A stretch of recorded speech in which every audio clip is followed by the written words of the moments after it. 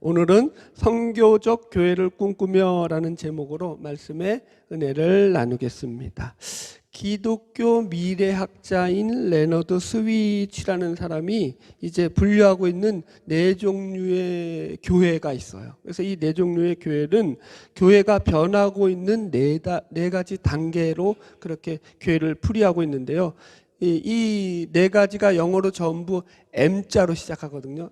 M. 그래서 이게 이제 4M 교회, 네 가지 M 교회다 이렇게 이야기를 하기도 합니다. 그래서 그 첫 번째가 뭐냐면은 미셔널 처치라고 해요. 그래서 이걸 다른 말로 해서 성교적 교회, 우리말로 하면 성교적 교회라고 합니다.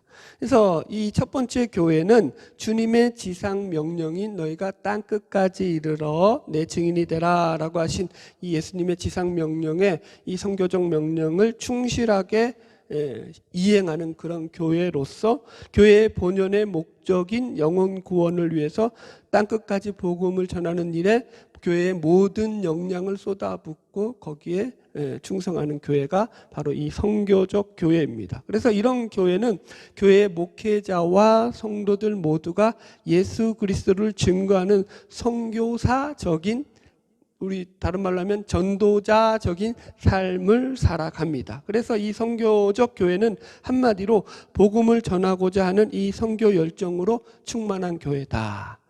우리 교회가 이런 교회가 되기를 축복합니다. 할렐루야. 비전이 있어야죠.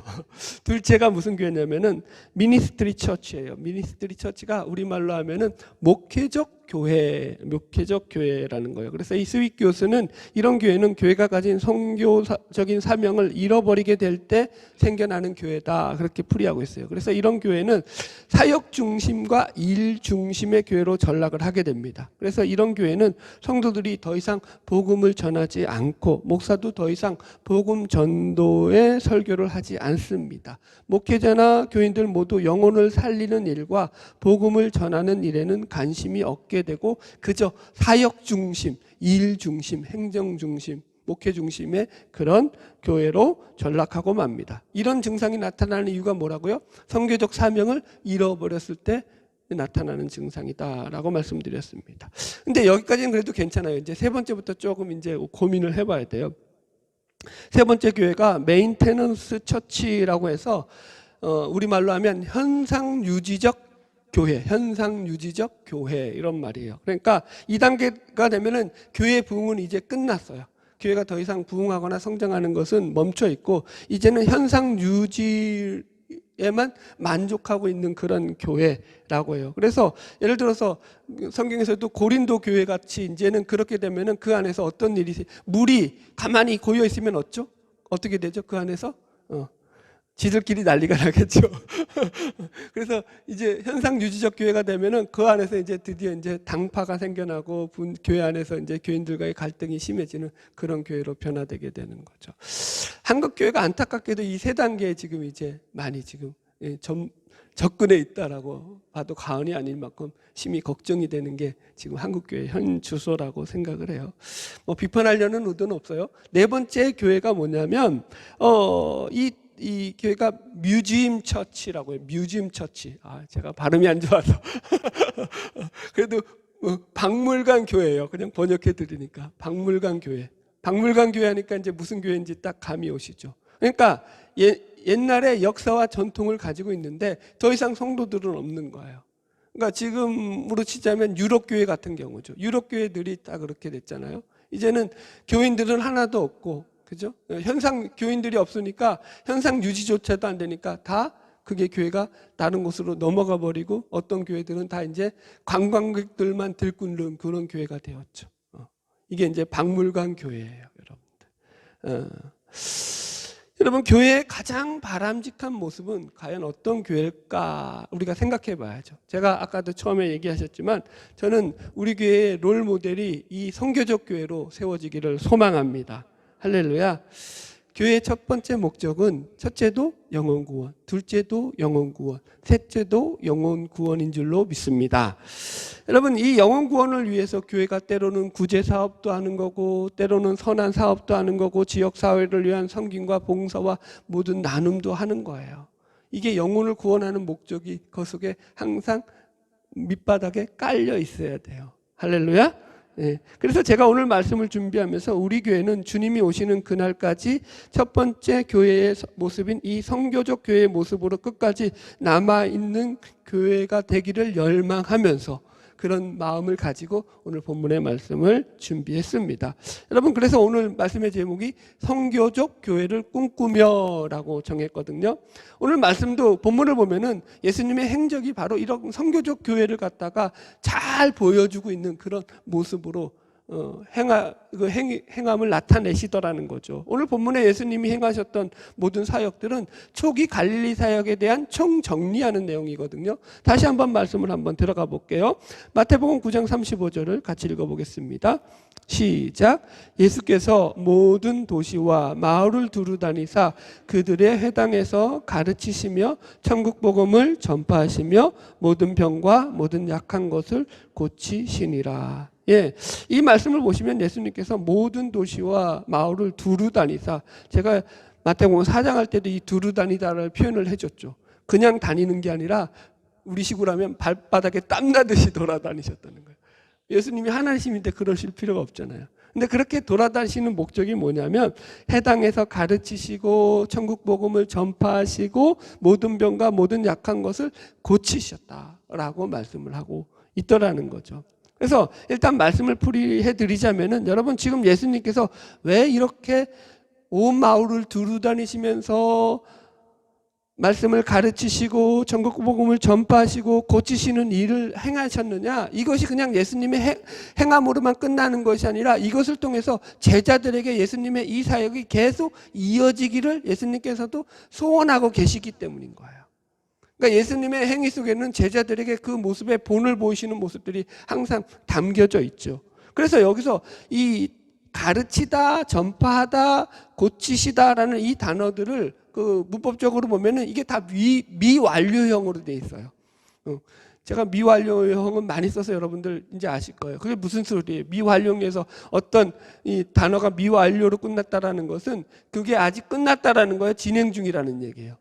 진행 중이라는 얘기거든요. 그러니까 예수님이 이 사역이 끝난 것이 아니라 그 제자들을 통해서도 계속해서 진행되고 있어야 한다라는 차원에서 지금 이 본문에서 항상 이런 단어들은 미완료형으로 돼 있다고요. 할렐루야.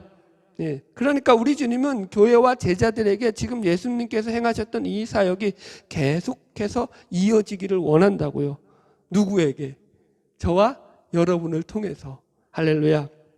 여러분, 이 말씀이 여기에만 나오는 것이 아니라 마태복음 4장에 보면 예수님의 가장 초창기 사역을 묘사하는 마태의 묘사 가운데서도 동일하게 나오거든요. 한번 읽어볼까요? 마태복음 4장 23절 앞장 몇 장 넘겨보시면 마태복음 4장 23절을 같이 읽겠습니다. 시작. 예수께서 온 갈릴리에 두루 다니사 그들의 회당에서 가르치시며 천국 복음을 전파하시며 백성 중에 모든 병과 모든 약한 것들 고치시니 그 소문이 온 수레에 퍼지니라. 이렇게 나오죠. 그러니까 여기서도 이게 전부 다 미완료형이라는 거거든요. 그러니까 계속적으로 지금 하나님께서는 이 일들이 예수님의 사역이 우리를 통해서도 이어지기를 원하신다라는 거예요. 이게 선교적 사명이 우리 교회가 감당해야 될 가장 큰 교회의 사명이다라고 지금 성경에서 말씀하고 있는 거죠.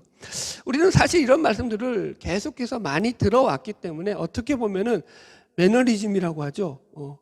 당연시 여기고 그런 거지 뭐 그래 교회는 가르치고 전도하고 그런 일들, 힐링하는 일들을 잘 해야지.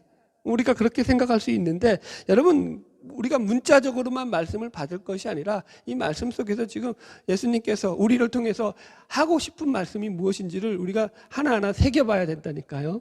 여러분, 그래서 선교적 교회로서 우리에게 주어진 사명을 감당하기 위해서 우리가 먼저 행해야 할 것이 무엇인지를 오늘 말씀을 통해서 우리가 나누고자 합니다. 선교적 교회를 감당하기 위해서 사명을 감당하기 위해서 행해야 될 첫 번째가 뭐냐면은 우리가 말씀을 가르치고 지켜야 한다라는 거죠. 여기 다시 말씀 보시면 마태복음 9장 35절 보면은 예수께서 모든 도시와 마을에 두루 다니사 그들의 회당에서 가르치시며 가르치셨다라고 말씀했어요. 그렇죠? 그래서 첫 번째 행하셨던 예수님의 모습이 가르치시는 거예요, 여러분들. 그래서 이 말씀은 예수님의 지상 명령 가운데서도 동일하게 아주 중요한 말씀으로 선포되어지죠. 예수님께서 부활하시고 난 뒤 제자들에게 이제 마지막으로 그 지상의 명령을 내려주죠. 니들이 이 땅 가운데서 행하고 살아야 될 삶이 뭐냐라고 할 때 이렇게 말씀하시죠. 읽어드릴게요. 마태복음 28장 18절로 20절이에요. 예수께서 나와 말씀하여 이르시되 하늘과 땅의 모든 권세를 내게 주셨으니 그러므로 너희는 가서 모든 족속으로 제자를 삼아 아버지와 아들과 성령의 이름으로 세례를 베풀고 내가 너에게 분부한 모든 것을 가르쳐 지키게 하라. 내가 분부한 모든 것을 가르쳐 지키게 하라. 볼지어다 내가 세상 끝날까지 너희와 함께 있으리라. 그죠? 예수님의 명령 속에 뭐가 있다고요? 말씀, 예수님이 전한 그 말씀을 우리가 가르쳐 지키는 게 있다니까요. 이게 너무 중요하다니까요. 그래서 우리가 선교적 교회가 되기 위해서는 영혼을 구원하는 이 막중한 사명을 감당하기 위해서 우리가 먼저 하나님의 말씀을 가르치고 지키는 삶을 살아야죠. 그런데 가르치려면 내가 알아야 될 거 아니에요. 알지도 못하는데 어떻게 가르쳐요? 그죠? 네. 그래서 여러분 우리가 말씀을 잘 배우는 게 먼저 선행되어야 될 조건인 거죠. 여러분 제가 말씀을 준비하다가 어느 교회 집사님께서 간증하는 내용을 듣게 됐는데 이분이 이제 그 아이가 30개월밖에 되지 않았는데 급성 백혈병이라는 판정을 받은 거예요. 이 여자 집사님의 아이가. 그래가지고 이제 그것 때문에 이제 이 아이가 30개월밖에 안 됐는데 항암 치료를 1년 동안 받는 거죠. 이 아이가 그래서 우리나라로 해봐야 고작 이제 4살밖에 안 된 거잖아요. 아직 그냥 갓난 애기인데 이 어린 나이에 항암 치료를 받으면서 3번의 골수 검사와 4번의 척수 검사, 그 외 수많은 정맥 주사와 근육 주사를 맞으면서 30개월밖에 안 된 아이가 감당할 수 없는 그런 엄청난 그런 버거운 시간들을 보냈다고 해요. 그래서 이 아이가 심지어 주사를 맞을 때 이 주사를 들고 가는 이 간호사들만 봐도 이제는 그냥 자지러지게 뒤로 자빠지면서 비명을 지를 만큼 그렇게 아주 그냥 공포에 질려할 만큼 부모님과 함께 그들의 부모와 함께 아주 힘겨운 시간을 보냈다고 합니다. 그러면서 이 여자 집사님의 간증이 뭐냐면 그렇게 힘든 시간들을 그 1년들을 자기가 어떻게 버텨낼 수 있었느냐라고 간증하는데 그 간증의 핵심이 뭐냐면 자기가 하나님의 말씀이 있어서 이 말씀 때문에 여태까지 견디고 버텼다 그러더라는 거죠. 그렇게 1년을 읽어드릴게요. 그분의 간증문을. 그렇게 1년이 흘렀습니다. 그렇게 1년을 버틸 수 있는 몇 가지가 있었습니다. 그중 가장 먼저는 말씀입니다. 이렇게 고통스러운 시간에 하나님이 주셨던 말씀을 붙잡고 버틸 수 있었습니다. 이렇게 고백하더라는 거죠. 그 말씀 중에 그가 버텼던 그 구절 중에 한 구절만 읽어드리면 이런 말씀이 있어요. 시편 84편 6절. 그들이 눈물 골짜기로 지나갈 때에 그곳에 많은 샘이 있을 것이며 이른비가 복을 채워주나이다. 자신들이 많은 눈물을 흘리면서 이 슬픔의 골짜기를 지나간다는 거죠. 그럼에도 불구하고 하나님께서 그 속에서 자기의 삶을 통해서 하나님이 많은 샘을 채워주실 거라고요. 하나님이 채워주시는 그 샘 때문에 그 눈물 골짜기를 지나가면서 위안을 받았다는 거예요. 그러면서 이제 1년 동안 그렇게 치료를 받으면서 이제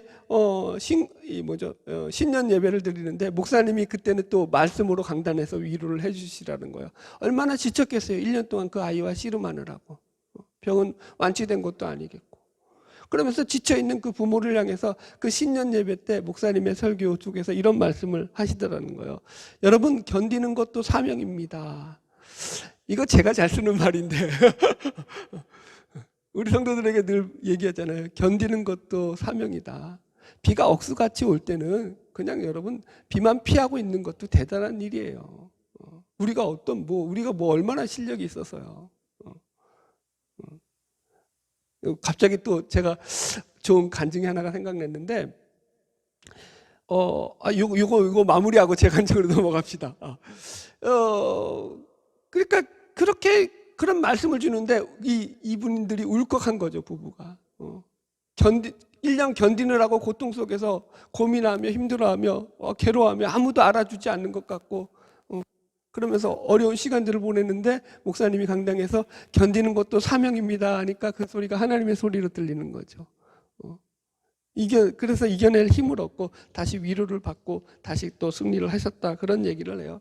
제 얘기 잠깐 하고 말씀을 또 계속 진행해 볼게요. 제가 이번 주에도 말씀을 준비하면서 이런 고민들을 했죠. 우리의 연약함으로부터 오는 이 낙심감, 우리의 인간적인 부족함, 하나님이 우리의 아픔을 알아주실까? 이 고민들이 늘 있죠. 여러분, 왜 인간인데 절망감이 없고 낙심감이 없어요? 오늘 새벽에는 하나님이 그러시더라고요. 제가 그렇게 하나님께 기도를 했어요. 참, 이렇게 기도했어요. 하나님, 제가 절망하고 있어서 감사합니다. 하나님, 제가 낙심하고 있어서 감사합니다. 하나님, 제가 미련해서 감사하고 제가 어리석어서 감사합니다. 제가 미련하고 어리석고 연약하고 할 것이 능력이 없고 부족한 걸 너무 잘 알고 절망하고 있기 때문에 주님밖에 바라볼 게 없군요. 그래서 감사합니다. 다른 것이 구멍이 없군요. 여러분, 절망하기 때문에 감사해 보셨어요? 하나님은 그러신다니까요, 우리한테. 제가 읽어드릴게요. 히브리서 5장 7절 말씀이에요. 그는 육체에 계실 때 자기를 죽음에서 능히 구원하실 이에게 심한 통곡과 눈물로 간구와 소원을 올렸고 그의 경외하심을 인하여 들으심을 얻었느니라. 이런 말씀이 있어요. 이 말씀이 제 마음에 팍 와닿았던 게 뭐냐면, 지금 예수님을 묘사하는 구절 가운데서 그가 하나님 앞에 어떻게 기도를 했냐면 심한 통곡과 눈물과 간구와 소원을 올렸고 그것이 하나님이 받으실 만한 그런 기도였다, 이렇게 말하고 있다고요. 저기서 이 말에서 제일 걸렸던 말이 뭐냐면 심한 통곡이에요. 예수님이 하나님이시잖아요. 그런데 그분이 하나님 앞에 심한 통곡을 올리셨다고요. 하나님이신데. 이 심한 통곡이란 말을 제가 원어적으로 번역해 드리면 이게 영어로 보면 cry out이에요. cry out. 통곡이라는 말이 그냥 소리내서 우는 거죠. 크게 엉엉하고 우는 건데 거기다가 심한이라는 말이 들어갔어요. 이 심한이라는 게 영어로 보면 스트롱이에요. 스트롱, 마이티 이런 뜻으로 되어 있어요. 그게 무슨 말이냐면은 우는데 그냥 우는 게 아니라 자기가 울 수 있는 목소리에 최선을 다해서 자기가 자기 속에 있는 절규와 슬픔을 다 토해내면서 자기가 할 수 있는 슬픔의 가장 강력한 표현을 다 해가면서 꺼이꺼이 울었다라는 거죠. 누가요? 예수님께서. 예수님이 그렇게 울었다는데 내가 위로가 되더라니까요. 내가 마음이 안정이 되더라니까요. 여러분, 예수님 왜 그러죠? 하나님께서는 당신이 경험하지 않는 그 아픔을 우리에게 시험하지 않으세요. 당신이 경험하지 않는 그 고통을 우리에게 억지로 떠넘기지 않으셔요. 우리가 당하는 아픔과 고통을 같이 아파하시죠. 그래서 좋으신 하나님이죠. 그러니 믿을 만한 하나님 아닙니까? 어떤 하나님을 믿고 싶으세요?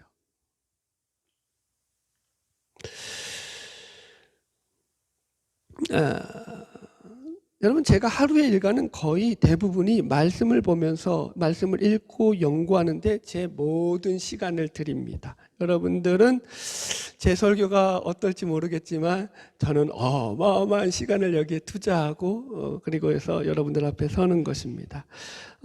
아마 제 설교가 여러분들 좋게 들리실 수도 있어요. 그런데 아마 여러분들이 만약에 저와 같이 이렇게 시간을 투자해서 설교를 준비하고 이 강단에 서면은 저보다 아마 10배는 더 잘하실 거예요.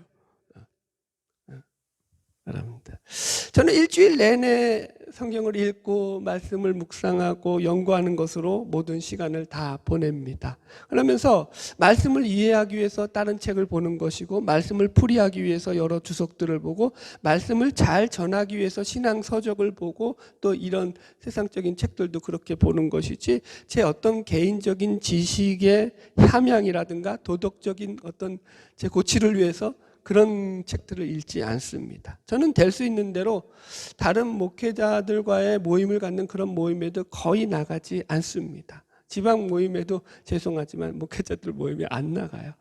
물론 성격적인 탓도 있죠. 내성적인 것도 있고 그런 것도 있는데, 하지만 제 마음속에 어떤 것이 있냐면, 제가 하나님 앞에 말씀을 묵상하고 말씀을 준비하면서 말씀을 잘 증거해서 여러분들 속에 하나님의 말씀을 대언하고, 그래서 여러분들이 이 말씀을 듣고 하나님을 만나고 하나님을 체험하는 그런 은혜를 누리기를 소망하는 제 안에 열망이 있다고요. 갈망이 있다고요. 목회자로서의 그 꿈이죠. 희망이죠. 온전히 하나님의 말씀을 대언하고자 하는 그런 열망이 있기 때문에 저는 말씀을 준비하는 시간 외에 다른 시간들을 거의 낭비하지 않으려고 제 자신의 삶을 그렇게 보내고 있습니다. 특별한 일이 없는 한 그렇게 여러분 성경을 보고 말씀을 연구하는 시간 외에 다른 시간들을 제 시간에 할애하지 않아요. 보세요. 말씀을 가르치고 지켜 행하려면 일단 우리가 말씀을 알아야 되잖아요. 말씀을 모르는데 여러분들 어떻게 말씀을 가르치고 지켜 행할 수 있겠습니까? 저는 여러분들도 말씀에 대해서는 좀 욕심을 품었으면 좋겠어요. 하나님의 말씀을 좀 마음속에서 알아가는 그 기쁨이 있었으면 좋겠어요. 할렐루야. 바라기는 여러분들, 저와 여러분 모두가 하나님의 말씀 가운데서 그 영혼이 살아나고 주의 복으로 행복해지는 복된 삶이 되기를 주의 이름으로 축복합니다. 두 번째, 우리가 꿈꾸는 선교적 교회로서의 사명을 감당하기 위해서 우리가 행해야 될 것은 뭐냐면 천국 복음을 전파하는 것이다, 이렇게 나옵니다. 자, 우리 35절 다시 한번 읽어볼까요? 마태복음 9장 35절 시작. 예수께서 모든 도시와 마을을 두루 다니사 그들의 회당에서 가르치시며 천국 복음을 전파하시며 모든 병과 모든 약한 것을 고치시니라. 여기서 전파하다는 말이 케루소라고 해가지고 근원적인 것이 선포하다, 외치다 이런 뜻이고 설교하다 이런 뜻도 있어요. 그래서 신학적으로는 케리그마라는 말을 써요. 우리가 여러분 전해야 할 내용이 뭐냐면 천국 복음이라는 거죠. 우리는 천국 복음을 전하는 그런 삶을 살아야 되는 거예요. 이게 제일로 중요한 줄로 믿습니다. 이 말씀의 의미가, 단어적 의미를 좀 설명드리자면, 여기서 말하고 있는 이 복음이라는 말은 헬라어 유앙겔리온이라는 말이에요. 여러분들 여러 번 들어봤을 거예요. 그래서 여기서 유라는 게 기쁨이라는 말이고 안겔리온이라는 게 안겔로스라고 천사라는 거예요. 그래서 이게 무슨 뜻이냐면 어원적으로 보면은 기쁜 소식을 전하는 천사라는 뜻이에요. 이 복음이라는 말이. 그래서 이 복음이라는 말은 원래 고대 사회에서 전쟁에서 승리했을 때 그 전령이 전해주는 승리의 소식을 가리켜서 좋은 소식을 전한다라고 해서 유앙겔리오 이 말을 처음 썼어요. 예를 들어 가지고 그 대표적인 예가 BC 538년경에 있었던 페르시아와 그리스 전쟁이에요. 그리스가 이길 수 없는 전쟁을 이겨버렸거든요, 페르시아한테. 그리고 난 뒤 그 소식을 전하기 위해서 한 병사가 목숨을 걸고 달려오잖아요. 그래가지고 이 42.19km 그 유명한 마라톤이 여기서 나온 거 아니에요. 달려와가지고 우리가 이겼다 그 소리 한 마리 외치고 죽은 거 아니에요, 그죠? 그래서 그 소식을 들은 사람들이 외치기 시작한 게 바로 유앙겔리온이에요. 복음이다, 이게 기쁜 소식 아니냐? 그래서 그 병사가 천사와 같은 거죠, 여러분들. 그래서 예수님 시대에 이 복음이라는 말이 가장 많이 사용되었던 용례가 뭐냐면 가이사의 복음이라고 쓰였어요. 가이사의 복음. 그러니까 이게 무슨 말이냐면은 로마 황제인 가이사, 로마 황제를 기념하는 생일이라든가 기념일 혹은 어떤 행사와 같은 것들, 행차라든가 이런 로마 황제를 기리는 그런 소식에 대해서 이 가이사의 복음이라고 해서 복음이라는 말을 썼어요. 성경에서 처음 쓴 말이 아니에요. 그런데 예수님께서 그것은 진정한 복음이 될 수 없다라고 하시는 거죠. 그래서 진정한 복음은 뭐밖에 될 수 없다는 거예요, 지금. 천국 복음밖에 될 수 없는 거예요.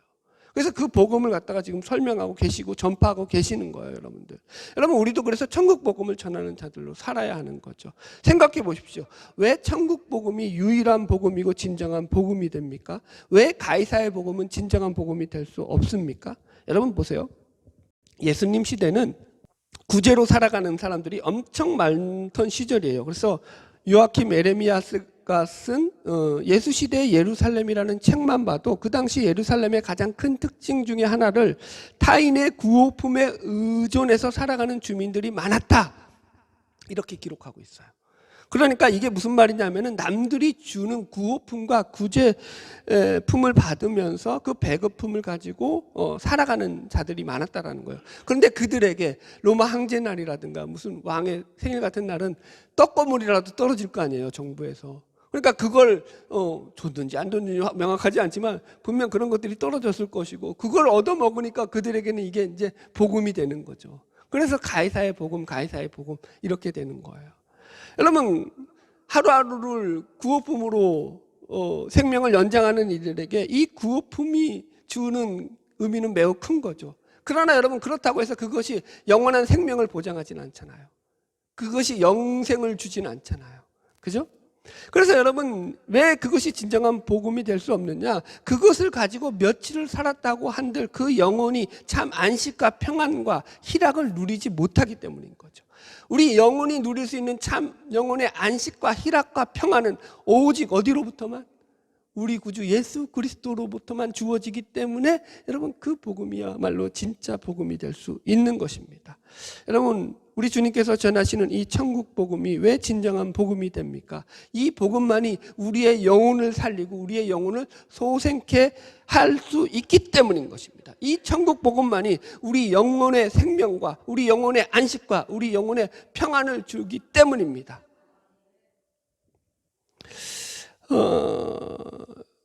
천재 수학자였던 파스칼이 신앙적으로 매우 유명한 말을 남겼는데요. 인간의 마음속에는 하나님이 만드신 하나의 공백이 있다. 이것은 오직 그리스도를 통하여 하나님에 의해서만 채워질 수 있다. 이런 멋진 말을 했어요. 무슨 말이냐? 인간은 하나님의 형상을 따라서 창조된 존재로 그 마음속에서 하나님이 들어오셔야지만 채워질 수 있는 그런 공백이 있어서 그 공백 안에는 다른 그 어떤 것들을 채워도 그 공백을 채울 수 있다, 없다? 없다. 거기에 돈을 넣어도 소용이 없고요. 거기에 쾌락을 넣고 욕망 그 어떤 걸 넣어도 그 공백은 안 메워지다라는 거예요. 예를 들어 보면은 지금은 돌아가셨지만 이어령 교수님께서 마지막으로 쓴 책이 이어령의 마지막 수업이라는 그런 책입니다. 그 속에 보면 이런 이야기가 나와요. 나는 평생 음물을 파는 사람이었다. 학문에 대한 목마름으로 학문을 팠던 사람이었다. 그래서 학문에 대한 목마름으로 학문을 갈망했더니 학문을 얻었고, 명예에 대한 목마름으로 명예를 갈망했더니 명예가 생겼고, 돈에 대한 목마름으로 돈을 갈망했더니 돈이 생겼다. 그런데 이상하게 파는 음물마다 물이 솟아나는 그런 경험을 했지만 나에게 해갈이 되지 않았다. 그것이 자신의 진정한 해갈이 안 되었다라는 거예요. 그래서 이분이 나중에 자신의 딸 때문에 하나님을 믿고 예수님을 만나잖아요. 그러고 나니까 그제서야 자기의 인생이 해갈이 되지 않던 그 공허함이 바로 하나님으로만 채워져야 할 자리였다라는 것을 알게 되었다라는 거죠. 그분이 임종을 앞두고 마지막으로 이런 말씀을 남깁니다. 사람이 어떻게 끝이 나는가를 기록하는 것이 내 삶이 마지막 갈증을 채우는 일이야. 내가 파고자 하는 최후의 운물이지. 여러분들은 어떤 운물을 파고 계세요? 지금 여러분들이 파는 운물이 여러분들에게 영원한 생명을 부어주고 있습니까? 여러분들에게 영생의 안식과 평안을 허락하고 있습니까? 그런 운물을 파는 저와 여러분 되기를 주의 이름으로 축복합니다. 여러분, 사도 바울은 자신의 제자인 디모데를 향해서 말씀을 전하고 복음을 전파하는 일에 대해서 너는 때를 얻든지 못 얻든지 복음을 전하라 이렇게 권면했습니다. 읽어드릴게요. 디모데후서 4장 2절. 너는 말씀을 전파하라. 때를 얻든지 못 얻든지 항상 힘쓰라. 범사에 오래 참음과 가르침으로 경책하며 경계하며 권하라. 여기서도 이제 복음을 전파하라 할 때 전파하라가 캐리그마예요.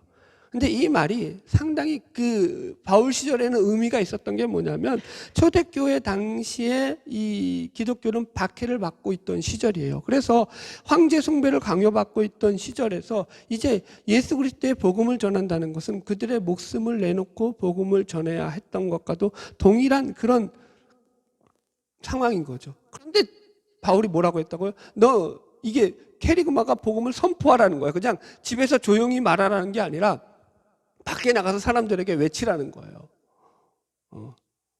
여러분, 목숨 걸고 하라는 거죠. 우리 얼마나 감사해요. 우리 전도하면 여러분 그래도 사람들이 웃어주잖아요.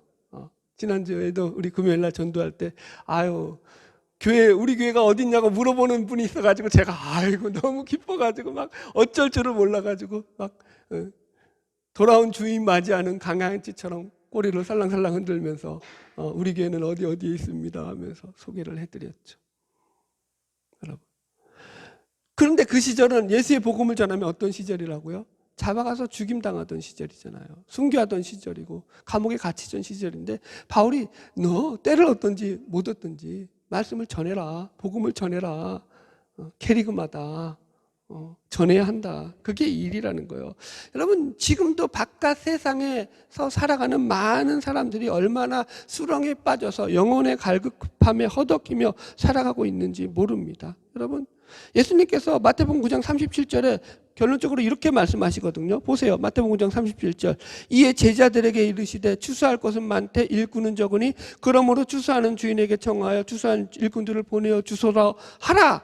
이 말씀을 원어로 보면은 추수할 것은 많대가 헬라어로는 man이라는 말이 빠졌는데 그러니까 그것이 매우 많다라는 거예요. 추수할 것은 매우 많대. 그런데 정확하게 보면은 그 뒤에 또 대라는 말이 빠졌어요. 그러나 라는 뜻이거든요. 그러니까 추수할 것은 그냥 많대가 아니라 매우 많대. 그러나 일꾼이 적다. 예수님의 말씀을 정확하게 풀이하면은요. 그러니까 이 말을 붙이면 추수할 것은 심히 많은데 일꾼이 적으니 그러므로 너는 추수하는 주인에게 청하여 추수할 일꾼을 보내어 주소서 하라. 이 말씀을 읽으면서 제가 그랬죠. 하나님 앞에. 하나님, 저는 하나님을 근심하게 하는 일감되지 않고 하나님께 영광 돌리는 일꾼 되게 하여 주시옵소서. 여러분, 일꾼 되어야 하지 않겠습니까? 네. 오늘 말씀 선교적 교회를 꿈꾸며라는 주제를 가지고 말씀을 나눴습니다. 여러분 영혼을 구원하는 일은 우리의 소원이기 이전에 하나님의 가장 큰 소원이고 꿈인 것을 믿으시기 바랍니다. 그래서 우리에게 하나님께서는 그 일을 맡기시는 거예요. 우리가 무슨 능력이 있다고 무슨 실력이 있다고 전도하면서 늘 느끼잖아요. 요즘은 전도 안 된다 그렇게 얘기하잖아요. 저도 마찬가지예요. 하면 할수록 더 느끼죠. 사람들이 얼마나 여러분 강박해졌습니까? 그럼에도 불구하고 복음을 전해야죠. 왜요? 하나님이 예비된 영혼이 있고 하나님이 구원할 영혼이 있고 살아날 영혼이 있기 때문인 거예요. 할렐루야. 제가 이런 기대감을 가지고 새생명 축제를 준비합니다. 여러분 우리가 열심히 주의 복음을 증거하고 나서 올 이제 연말에 대해서 성구영신 예배 드릴 때 하나님께서 우리 길을 통해서 큰 부흥을 이루셨습니다. 하나님께서 우리 길을 통해서 큰 역사를 이루셨습니다. 하나님께서 많은 영혼들을 살려내셨습니다. 이 고백이 저와 여러분의 입에서 나올 수 있는 복된 고백이 되기를 다시 한번 주님의 이름으로 축복합니다. 할렐루야.